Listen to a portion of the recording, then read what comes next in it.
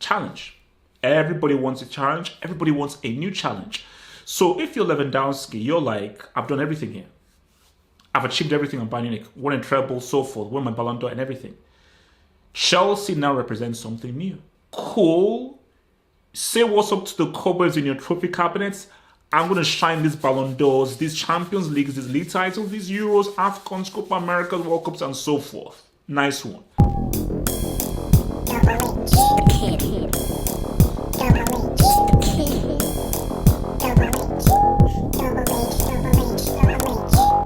We need a striker. Yes, I said it here. I'm still complaining. We need a striker. That is the main thing that Chelsea need, because Chelsea have a very interesting team, and I think before I even talk about Chelsea with the striker that they need and the finisher, it actually just clicked onto me, and it was after we did the FA Cup post match with your boy Ford and Eddie. This is a Frankenstein monster that Chelsea have. This team or these sets of players is neither Lampard's team or Tuchel's team. Lampard, a lot of these targets, I don't think Lampard ever wanted Ziyech, Havertz, or Werner. Specifically, he never wanted Werner or Havertz. Tuchel, he just gave in. So these are none of the players that he has vouched for. He's just making the best out of this situation that he's been given. So that is just why I think there have been some issues, because you're just seeing a team that has just sort of been created and set forth, but the team or the set of players don't actually belong to a particular manager, where a manager can say, okay, I vouched for these dudes. If this team fail, it's only because I vouched for all of these players. Put that to one side. It is what it is. Tuchel, had to be given a summer. Just make sure you're in the Champions League next year. But with regards to a striker, for me, I think you have to look at who can Chelsea get. And I think there are three targets. There are three main targets that Chelsea can get. That is, of course, Kane, Lewandowski, Lukaku.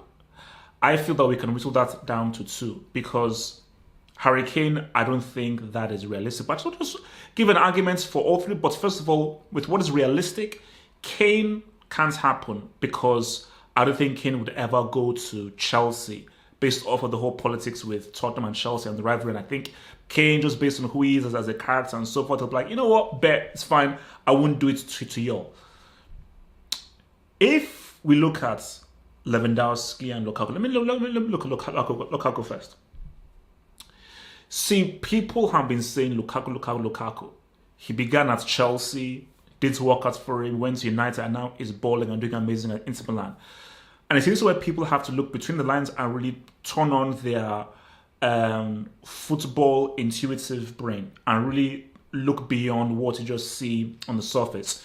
So what you see on the surface is, my God, double figures in goals and assists, and absolutely amazing stellar season for Inter Milan, and a huge reason for why he said what's up to Inter. Look at his relationship with Lautaro Martinez. I'm going to bring up Lautaro Martinez afterwards. So you will look at that and you will say, wait a minute, he's balling, he's not saying what's up. He'll come to Chelsea and he will do what he did at Inter Milan for Chelsea. It ain't that simple.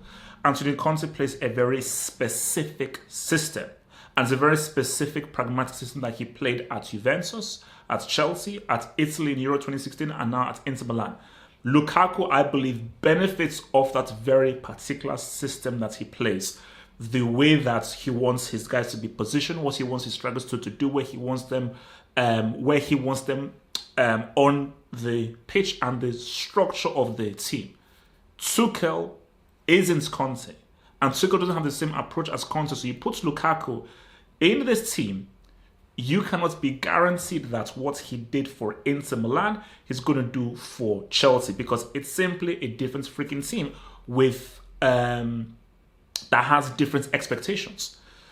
So, not expectations. It's a different team that operates differently based on who is managing, a guy who thinks and views the game strategically completely different from Conte.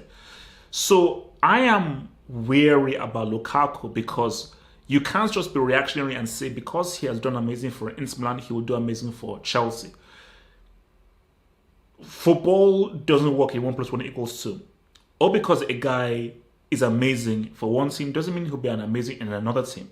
What's the system? Who are the players? How do the players play? How do they pass the ball? How do they move the ball around? How will he merge within this system or within this strategy that this manager wants? So for the Lukaku thing, I'm like, because I believe I wouldn't go so far as to just call Lukaku a system merchant, but you can use that name. And I see whenever you say system merchant, for some reason system merchants are sort of like taken up like a negative connotation, similar to overrated. And maybe you need to remove the whole merchant thing, because whenever you put merchant onto anything, it will always give a negative connotation. But by definition, a system merchant means that you just flourish in one system, but not in other systems. Most players aren't amazing in several systems. So if you really want to get down to it, most players are system merchants, which merely means you are amazing in a particular system. But if you now move to another system, you are not as good as you are in that system. It's not a bad thing, because guys, at the end of the day, it's about you winning. It's about winning. And people say, oh no, you can only win in one system. Cool. Say what's up to the cupboards in your trophy cabinets. I'm going to shine these Ballon d'Ors, these Champions Leagues, these league titles, these Euros, AFCONs, Copa Americas, World Cups, and so forth. Nice one. So for Lukaku, I'm cool. Just be wary. Just be wary on that. He is quality and so forth. I am just a bit... Could it just be a thing that, like, no, he's just good for Conte's system. Lewandowski. Now, I think it's wild that there are even rumors or talks that Lewandowski wants to leave Bayern. At first, when I heard, wait, why would he want to leave Bayern? It's amazing. It's great for you. Score all the goals. But then I took a step back and said, challenge. Everybody wants a challenge. Everybody wants a new challenge. So if you're Lewandowski, you're like, I've done everything here. I've achieved everything on Bayern Munich. Won a treble, so forth. Won my Ballon d'Or and everything. Chelsea now represents something new. Something exciting. And I think that, for every player, you'd want to test yourself under different environments. And I think when he looks at Chelsea and he looks at the young team, he looks at, obviously, German, because he obviously speaks fluent German. So he looks at the German speakers and, of course, Timo Werner, Kai Havertz, and Rudiger. He will look and say, this could be really interesting. Because I can envision, for me, someone like Lewandowski, I feel that he can fit into any single team. Because just when I look at his skill set and how varied his skill set is, and just like the multitude of attributes that he has in terms of his ball control, his dribbling, his football IQ, his balance on the ball, movements on the ball, and how he can link in with other guys. For me, I just think that Lewandowski is more of a complete footballer than Lukaku is. Lukaku is great. And I think Lukaku is more than just a finisher, as you saw with the assist he had. But I think that Lewandowski just is a more complete football player, in my view, just overall, specifically with the eye test. So you put Lewandowski in a striker's role alongside a Havertz, a Mount, maybe if a Werner plays off of him, Chelsea could be very, very scary indeed. That could be really frightening. Because when Lewandowski, he's not slowing down. So forget whatever his age is. Remember, things are different. This is not the case of where it was back in the day, where guys would play a game, then would pretty much drown in vodka, JD, and alcohol straight afterwards. So this ain't that. So guys are not alcohol merchants the way that they used to be. People are a lot fitter, dieting is better, and people are far more in shape. So what was a 26, 27 before has now been pushed towards a 33 and a 34, even a 35 now. Look at how Benzema is even saying what's up. So I think for Lewandowski at Chelsea would be superb. Like if that happened, I'd be like, wow. Because see, people can say, oh, what about Lewandowski for Poland? Who do Poland have? Poland don't really have the kind of support system that Lewandowski has at Bayern or what he had at Dortmund. But I think at Chelsea, if you're saying that Lewandowski is now playing with a Pulisic, a Mount, a Havertz, these are footballers who are really good on the ball, and he can help and combine with them, that will be something different and exciting. I think Lewandowski may view it and say, because 100% they will definitely match my wage packets, perhaps even pay me more. Because remember, it is Bram owns it, so they can possibly even pay me more. So, and it's a new challenge. Like, I've done what I have with the Bayern Munich. So if I can come to Chelsea, and Chelsea, we want to build a European dynasty, we've got a very young team. And where this is so key is, Chelsea have the young players there. They've got, and I think the issue with Chelsea's attack is it lacks bite and it lacks experience. So if you marry extremely well-versed, well-traveled, experienced striker like a Lewandowski, and you mix him with some of the most exciting young players in the world that Chelsea have, I think that could be a very, very lethal mix. So for me, if it's between a Lewandowski and a Lukaku, I've got to roll with a Lewandowski.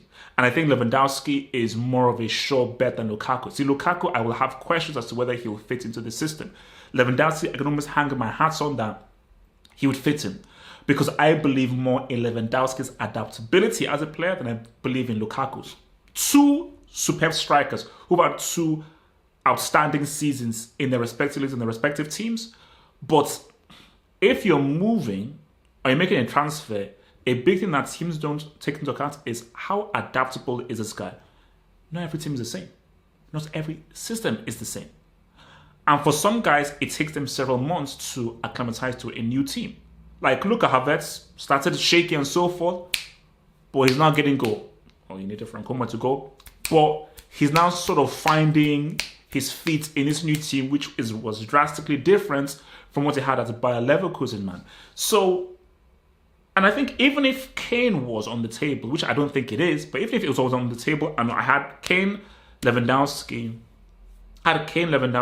and Lukaku, I would still roll Lewandowski as who, forget about how good they are in and of themselves, because Lewandowski is the best of the three. Who would best fit Chelsea? I would still say Lewandowski would best fit Chelsea, because you know that you're going to get the goal scoring, you will get the movements, you will get the eye for the goal, but you also get the link-up play and the ability to bring in guys and be able to really play football on the floor, on the grass, with those attacking midfielders that Chelsea have an abundance of. Because the fact is that Chelsea, it's like, I always say to guys, Havertz has a multitude of skills. He isn't a striker. So you can't put that burden of goals on him. Lewandowski would happily wear it. Timo Werner, I'm not sure he's a football player. I don't know what he is, but I don't think he's a football player. But he has his uses. But as we saw at Red Bull Leipzig, he plays off of a dude. You know, he plays off of a guy. And that's how he rolls up, and that's how he says, what's up? So I think that is really the best way to roll there, is that lets him play with someone. And I was just thinking to myself that, like, maybe this was like on a general football thing, because even when I was saying to myself, okay, so Chelsea need a striker, so let me think of the list. I was like, how many out-and-out strikers exist in the world? There are loads of attacking midfielders, there are loads of number 10s, loads of inside forwards. How many clear out-and-out strikers exist, first of all? And how many quality strikers are there to choose from? It's not a lot. It just shows you just how, because I said that football has changed where it's far more midfield heavy than it was back in the day. Because back in the day, oh my gosh, strikers were everywhere. There were too many strikers to choose from. Right now, there are not that many strikers, and most definitely there are not that many quality strikers. Comment below, tell me what you think. Do you agree or disagree? Who do you think Chelsea should get as a striker that would fit in the best? Or do you think it's someone else beyond these three? Comment below, like the vid, subscribe. Stay black. Don't forget to click the link in the description box below to join my Euro 2020 Fantasy League. Let's ride.